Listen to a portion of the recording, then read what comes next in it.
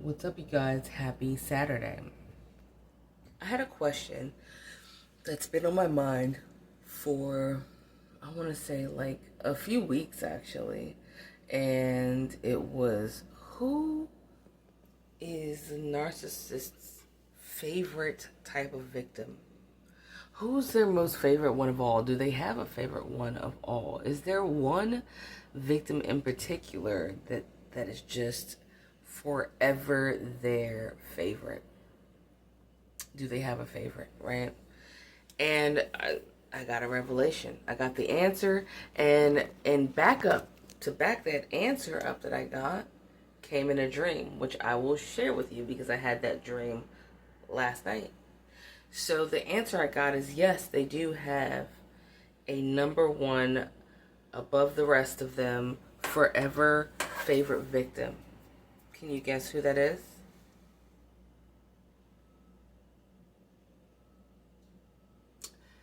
It's them. They are their own favorite victim. Did you think that would be the answer? Right? They are their own favorite victim. They are the person, the one special person that they really cannot help but to consistently abuse and consistently let down and to consistently betray.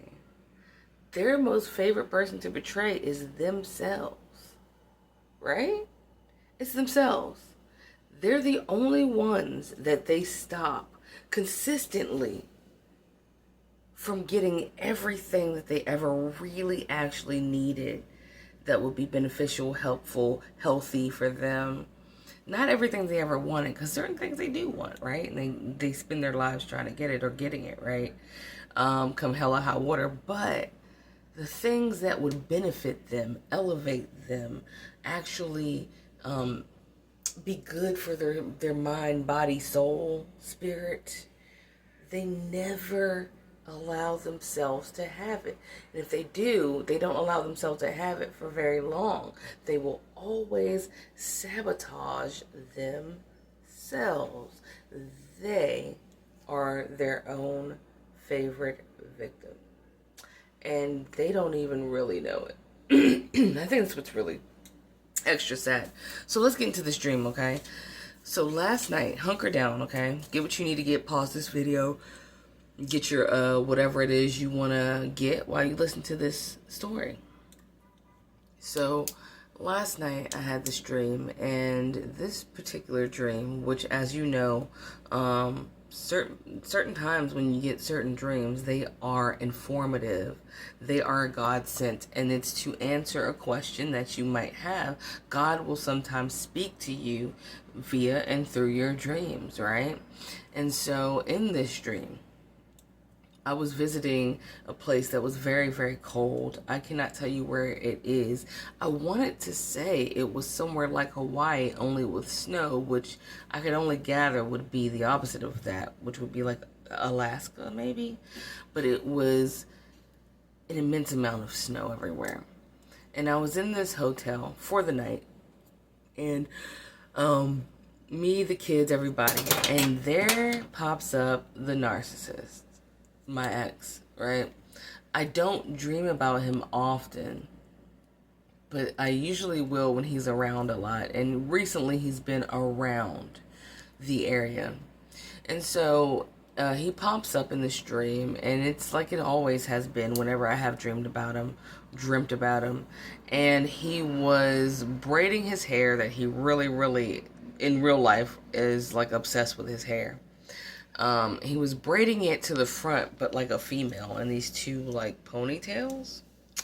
I'm not gonna get into what kind of braid it was. I mean, but if you really want to know, it was a fishtail, something called a fishtail. Now, people that know how to braid, or just look it up, fishtail braids are basically like, for chicks or whatever, but fishtail braids. And he was shirtless, and he was actually he was in the nude, and he was saying, "Come on, I'm still your man. Like, whatever. You're not that mad. Like, I'm still your man. And I'm like, in my mind, in the dream, I could hear my thought going, no, you're really delusional. You're not my man, right? And I left out. But when I left out, there was this two busy intersections, all right? Kind of like this. One here, one there. The in-between was this, like, big, thick strip of snow. Like, real thick, right? And there was this really big dog there. It was a really big brown mastiff with a dark brownish face. And if you know anything about dream interpretations, dogs mean loyalty a lot of times. Almost every time. And this dog was frantically like running back and forth between the two intersections, never once crossing either street. Keep that in mind. So it wasn't crossing either street. And before I went out there myself, I watched this dog. And I watched, I want to say maybe two passerbys pass through from one intersection to the next. And each passerby tried to save and rescue this big dog, right? And each time the dog would just not go with them. It would eventually be unsuccessful as a rescue, and it would go back to this intersection where this dog is going like this. You know, like, you know how, have you ever seen a dog that's like frantically just nervous, trying to like figure out how it's going to escape or how it's going to get out of wherever it's at, and it runs back and forth, you know, like this, pacing back and forth real hard. It was doing that. So here came my time. I was like, whatever this cold place is, I'm going to leave it. And I have a ride, and this ride, I got to cross these two intersections to get to this ride, okay? To go and get out of this cold place. So here I am crossing the first busy intersection, I mean heavy traffic, and I get to where I saw the others cross paths with this big dog. And finally, this big dog, I'm going, come here, come on. Because I'm like, I'm telling this dog telepathically, I can help you. I know that I can help you. And this dog knows that I'm someone that would really take it to a really good home. Okay? We're speaking telepathically. All right? And I'm like, come on. And so it gets really excited. It's got a little bit of worry in its eyes. In the dream, you could feel the worry in its eyes, in this dog's eyes. And it starts to run with me. I'm like, come on, let's go. And we're running. And we're running towards the other intersection, right? And I'm like, come on, I'm going to take you home, okay? Let's go, right? And he's like, all right. And I could tell, I could even remember the back of his big paws with, like, the salt from trying to stop snow. You know, when people sprinkle salt on the ground. I could see its salt-encrusted paws that had been there for a while. And it's like, all right. And it's got this chain around its neck, right? And it's like, okay. And we're running. And it's looking at me, like, for reassurance. And I'm looking back at it like, come on, like, it's okay, we're gonna go. I got a ride. And right when we get to the intersection, the dog panics. And he's like, doing that thing again. And he runs back to the middle between both intersections. And I look back at the dog and I'm like, you're not gonna come? I felt like I felt like you knew that I could help you. And it knew that I could help, right? We both knew that I could help him.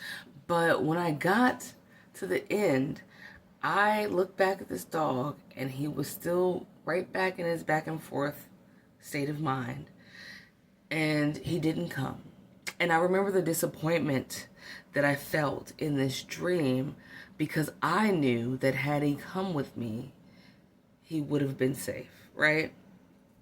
But I had to leave him behind because I had to keep going around this bend to get my ride. I had to catch up with my ride. I knew that if I turned around to try to convince this dog that we would both miss the ride, right? And I'm like, I cannot miss this ride. This is my only way up out of here. If I miss this ride, tussling with this dog, I'm going to be stranded here in this really cold place. And I don't want to stay here, right?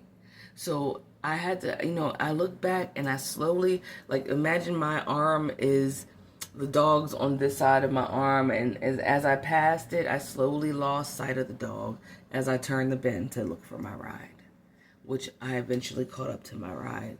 And I knew in the dream I had to leave him there if I was going to move forward, right? And this is what gets me about this dream, because I did analyze this dream. I took all day to analyze this dream, hence the reason it's 3:29 in the afternoon. And I had this dream last night. I made sure that I broke it down. And this is what God, of course, my notes, this is what God gave to me. One of the things I noticed about this dog is that he was between two intersections. What does that mean? Just like that narcissist, the intersection was what's behind him and what's going forward in front of him. And he was in the middle. He could see different people coming as a rescue. A revolving door of people. Like, hey, I'll take you with me. I'll take you with me. Come on with me. And each time that dog gave those people hope that he was going to go with them into salvation of some kind. And each time that dog doubled back right at the end and went right back to where he was. But then I got a good look at where he was and what was on him. Now, was there a chain on his neck? You say, yeah, there was a chain on his neck. It's jerked him back. No, because when I looked at the end of the chain on his neck, it was broken. It wasn't attached to anything. The chain on his neck controlled his mind. He didn't think that he was able to leave that space. And even if he did think that he was able to leave that space, he was so scared of the familiar space not being there anymore that he stayed in well, how do you say that? Give it to me, you guys. What's the word I'm looking for? Imaginative, or an imagined space, a form of bondage in his mind and spirit, that when God sent him people to help usher him to the other side of that new intersection, the unknown, he felt stuck. He'd rather stay in the comfort of discomfort than to go to where the unknown could have been better. Narcissistic people love to stay in the discomfort because it's more comfortable in the discomfort that they know than the potential of discomfort versus the possibility of getting better. And then when I look back, I could see in my mind's eye in this dream, I could still see the dog later after I left. Almost as if I was an airplane passing by and looking down on the spot where this dog was. And I saw this circle. And this dog kept returning to the middle of the circle. And the circle was made out of thick snow, like real packed up real high. Like a wall of snow in a circle. And it was drenched in bile. If you don't know what stomach bile is, it was a brownish yellow vomit that soaked this surrounding snow around him in a circle. And a dog ferociously started eating it, like devouring this puke, this bile, this stomach bile, right? This brown, putrid, yellowy, mustard mixed with shit, brown bile, right? And I'm like, what? 3:33 on the clock. I don't know if y'all can see that. Father, Son, Holy Spirit, bro. I'm telling you the truth.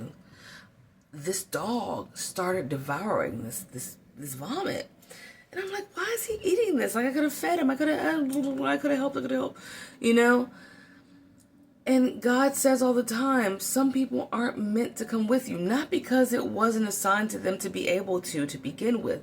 They were assigned to come with you at one point in time. But they ditched God's assignment and ran back to what they were familiar with. Even though the familiar was detrimental to their health and their spirit. Okay? So yes, everybody's not necessarily not meant to come with you. It's just at a certain point where when they don't follow the same path that God has put you to on and they double back, you got to keep going forward. And unfortunately, baby, you can't go back for them. You can't, because then you'll both be stuck. Okay? And so it brought me to these two scriptures, all right? Since I know that some of you said that you like me incorporating scriptures. And it brought me to this one. Proverbs 26:11, and it reads, "As a dog returns to his vomit, so a fool repeats his folly. As a dog returns to his vomit, so a fool repeats his folly." Again, that is Proverbs 26:11. Let me tell you how important that was, because that's what that dream was telling me. Okay? God was reminding me through that dream what is happening, even right now, even with me seeing him pass by my apartment right now to go do the same things he's been doing for 6 years now and beyond. He's a dog. He's no different from a dog returning to his vomit. There is nothing that I could have done to help save this dog, right? Even though the dog knew that I was a better choice to go with, it was just more comfortable in that pit of vomit. So then it's repeated in the Bible, 2 Peter 2:22. Now, how wild is that I just saw 3:33 and 2 Peter 2:22. And it says, "What true proverb says has happened to them? The dog returns to its own vomit, and the sow," meaning a large pig, "and the sow, after washing herself, returns to wallow in the mire." If you don't know what a mire is, it's a swampy, boggy place. Grotesque, like beyond mud. It's just a slushy, swampy, boggy place. So it says, just as a dog returns to his vomit, in the same way a female large pig returns to the mud, basically, even after cleaning herself. Even after having the opportunity to wash herself. So does a fool return to his folly, meaning his same old ways, those same bad deeds, that same old thing, that same song and dance. Geez, that record that doesn't stop skipping back to the same spot. That is how a narcissist does to themselves. Okay? And that was what my dream meant. And it says, because when it says, as a fool returns to its folly in the mire, which is the swampy, boggy place, it said, because I looked up, well, what does a mire mean? And what does this mean? Or whatever. And it says it's a place where it's hard to extricate yourself. And so I had to look up what extricate means. So we're going to learn a word together today. Extricate means a situation or a state of difficulty or distress or embarrassment from which it is hard to extricate oneself. Free oneself is what it's hard to do. So when you're in a mire, when I looked up mire, the word extricate came up, and extricate, yet again, means a situation or a state of difficulty or distress or embarrassment from which it is hard to free oneself. I hope this makes sense to you, because God does answer you in your dreams. And in your dreams, if you take the time to bust them down, so to speak, right? Excuse me. That's the way I gotta get out of my chair. This is my little chair. I sit and talk to you guys. That God will show you the answers to what it is you want to know. All right? And I just wanted to share that dream with you guys because I'm sure I'm not the only one who has these type of dreams. But you're not the main victim in that story. The narcissist is their own victim, and like a dog returning to their vomit, so a fool does to his folly. I hope this helps, and have a really good Saturday. All right.